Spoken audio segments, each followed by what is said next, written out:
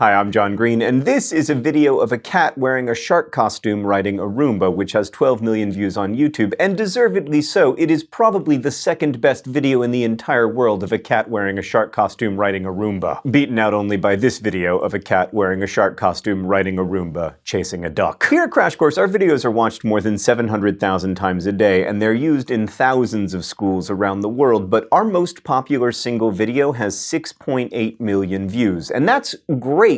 But it's no cat wearing a shark costume riding a Roomba. An internet funded by advertising is really good at funding the creation of cat shark costume Roomba videos, and that's important because I don't want to live in a world without such videos. The ad-funded internet excels at making stuff that we will look at or click on because advertisers care most about how many eyeballs are gonna see their advertisement. But that internet doesn't necessarily do a good job of supporting stuff people will love or that will have a lasting impact on them. Back in 2012, we were able to start Crash Course thanks to a grant from Google, but the channel has been able to continue and grow because of your contributions on Patreon and because of support from PBS, the public broadcasting service here in the United States. PBS Digital Studios funds a lot of my favorite educational channels, from It's Okay to Be Smart to Physics Girl, as well as 2 Crash Courses per year, and PBS's learning media platform connects those videos directly to teachers and students, which broadens our reach and also gives schools free resources so they don't have to pay to license content. Without PBS, there would only be 2 Crash Course videos a week around here. Their funding allowed us to create series in computer science, physics, astronomy, and US government. And every day we hear from learners of all ages how those videos have helped them understand material and, more importantly, get excited about learning. Because education is not merely a series of tortures that one must endure to receive a degree, it's the process of becoming more aware of and engaged with the universe and your place in it. And we really hope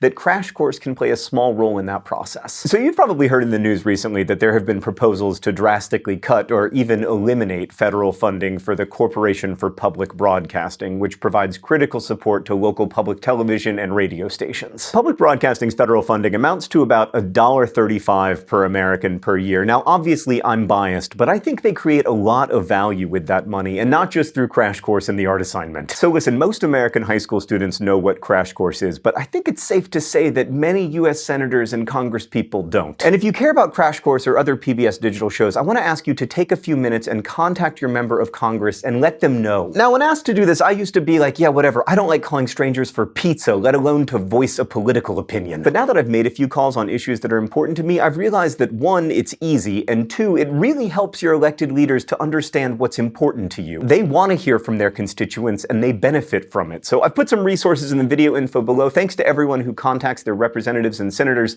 to let them know that there is value in PBS and in the local stations and content they support. Also, you can let your friends know that you support PBS by talking about your favorite PBS content and using the hashtag #ILovePBS, and you can learn much more about the value PBS provides over at pbs.org/value. I'm sorry to interrupt your regularly scheduled Crash Course, but the future of PBS is very important to the future of Crash Course, so thank you for watching. Thanks again for contacting your representatives and senators, and as we say in my hometown, don't forget to be awesome.